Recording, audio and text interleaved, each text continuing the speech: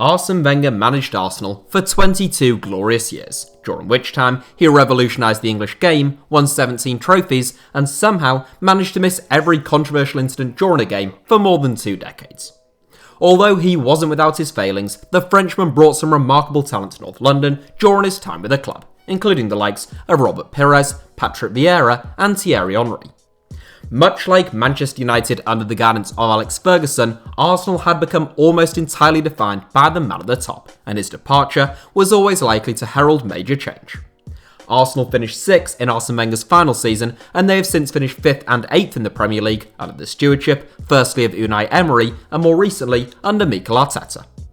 Shout out to Ibrahim Muhammad, who suggested this video about 8,364 times, and today I am taking it on. Of course, it is still early days for almost every post-Wenger Arsenal signing, and a few of them are yet to even play for the club. So today's video isn't based solely on how I think each player has played for Arsenal, but more broadly, how good a signing I think they'll turn out to be in the long term. Quick disclaimer, Brazilian defender Gabriel is rumoured to be on the verge of signing for Arsenal, but hasn't at the time which I'm recording this video, so my apologies if he has done when this video goes live tomorrow morning. Also, loan signings will be included. Without further preamble then, here is how I would rank every post-Wenger Arsenal signing, going from worst to best. Denis Suarez. You're always going to win some and lose some in the transfer market, and Denis Suarez was one that Arsenal certainly lost on.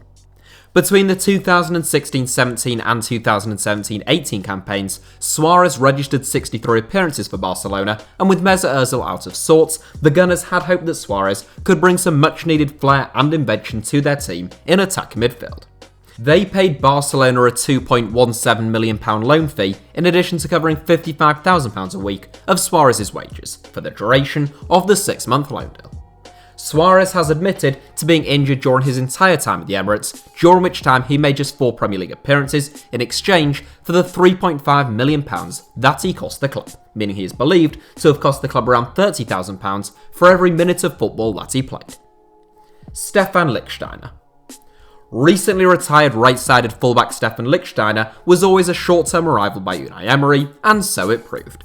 Once one of the most dependable and versatile right-sided players in Serie A, Lichtsteiner made over 250 appearances for Juventus before signing for the Gunners, where he won 7 Serie A titles. Unfortunately for Arsenal, one of Lichtsteiner's key attributes was always his stamina and energy, both of which had been slightly diminished by the time he had signed for the club, aged 34. He arrived on a free, but reportedly hoovered up £90,000 a week. He made 23 pretty miserable appearances, and Arsenal unsurprisingly didn't trigger his optional contract extension at the end of his first season. Cedric Soares.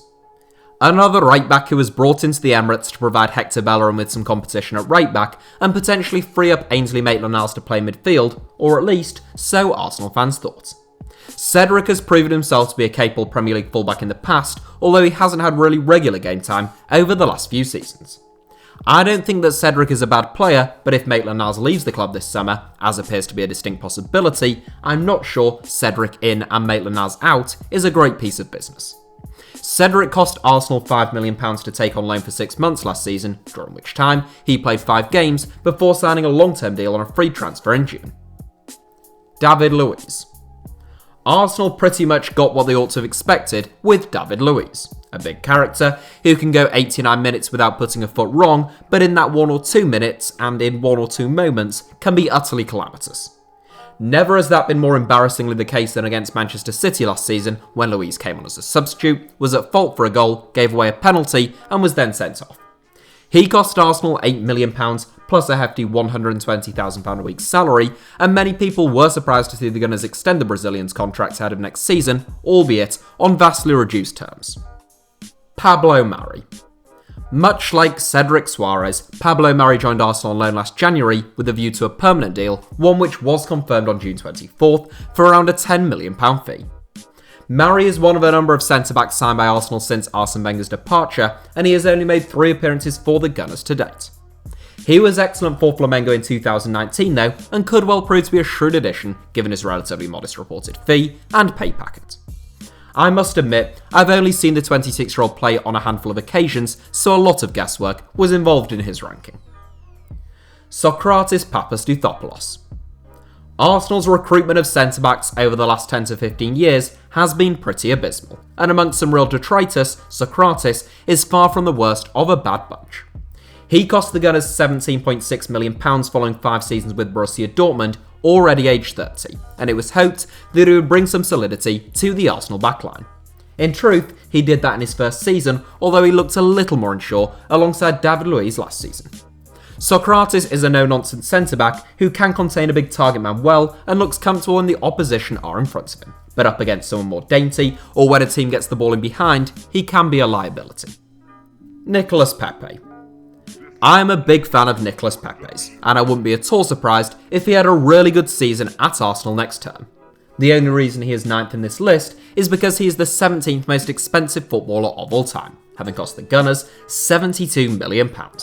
As much as I like Pepe, that's £70 million more than Bayern Munich have paid to sign Leroy Sané, who I think is a better player and is a year younger. It's also £14 million more than Chelsea paid for Christian Pulisic, who's 4 years younger than Pepe and had a more impressive debut campaign in the Premier League. So given the price involved, I think 9th is about right for the gifted Ivorian. Willian.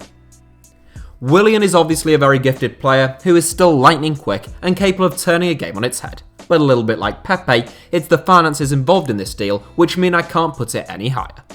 Arsenal obviously saved money on Willian up front since he arrived at the Emirates on a free, but he is believed to have been handed a contract larger than Pierre-Emerick Aubameyang's, potentially worth as much as £220,000 a week.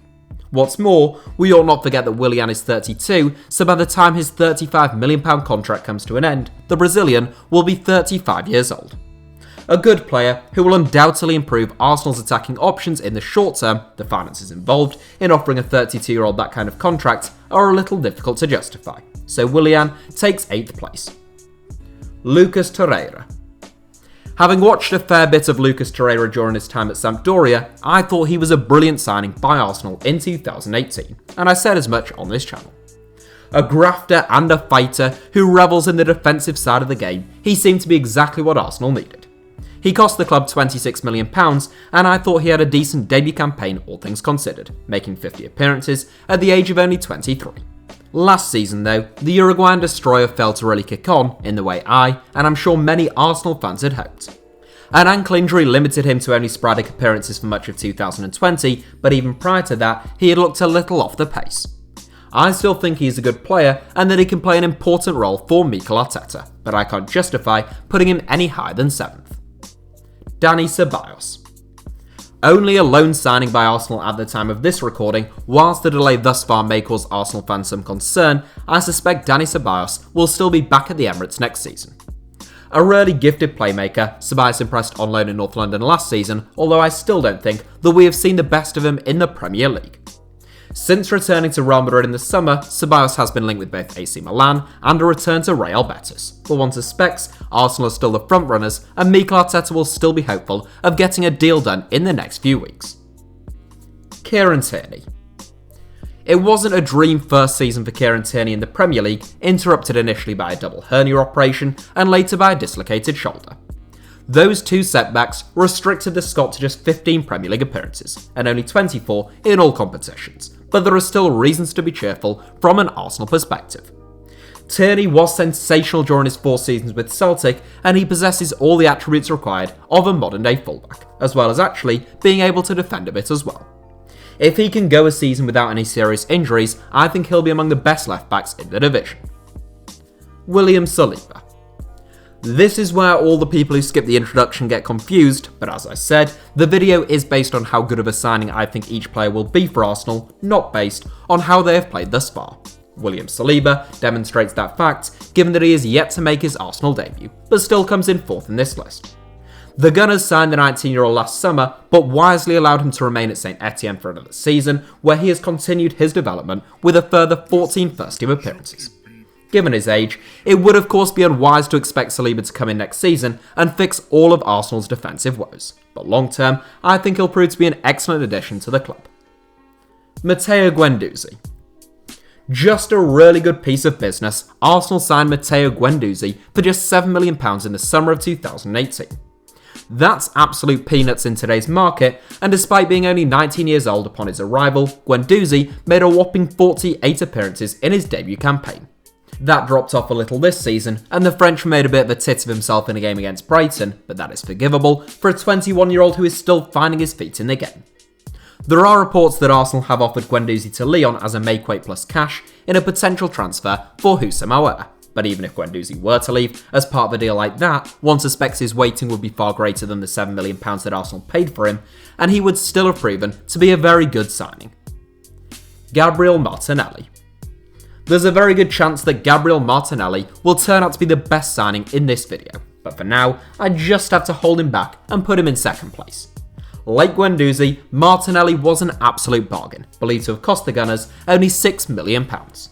That's a steal by 2020 standards, and if someone were to try and take him off their hands now, one suspects Arsenal would want closer to 10 times that amount. Martinelli has quick feet, he can beat players, and he proved in his first season in England, with 10 goals from 26 outings, that he certainly knows where the goal is. The Brazilian only recently turned 19, he cost less than a tenth of the fee that the club paid for Nicolas Pepe, and I think he may well turn out to be the better player. Bernd Leno. Arsenal didn't miss Bernd Leno nearly as much as many people had expected following his injury last season, primarily because Emiliano Martinez came in from the wilderness and performed admirably. Nonetheless, Leno was superb prior to the ligament damage he suffered to his knee in June, and I think he's been Arsenal's best signing since the departure of Arsene Wenger. At £22.5 million, Leno cost around £50 million less than their London rivals Chelsea paid for Spanish shot-stopper Kepa Arrizabalaga, and he has proved to be a much safer pair of hands. Of course, everyone looks like a bargain compared to Kepa, but Leno costs less than Jordan Pickford, Jesper Cillessen and Neto, and I think he has proved to be a bargain. Undoubtedly, one of the best goalkeepers in the Premier League last season, Leno is still only 28, and he could well have a decade left in the tank at the highest level. So that is how I would rank each of Arsenal's signings since Arsene Wenger left North London. No doubt you disagree with some, feel free to let me know which ones in the comments, along with any other ranking type videos like this that you'd like to see from me in the future. Thank you as ever for watching, hit the like button if you enjoyed the video, feel free to follow me on either Instagram or Twitter, where the username is just at HITC Sevens, and make sure that you are subscribed and have notifications turned on for the one and only HITC Sevens.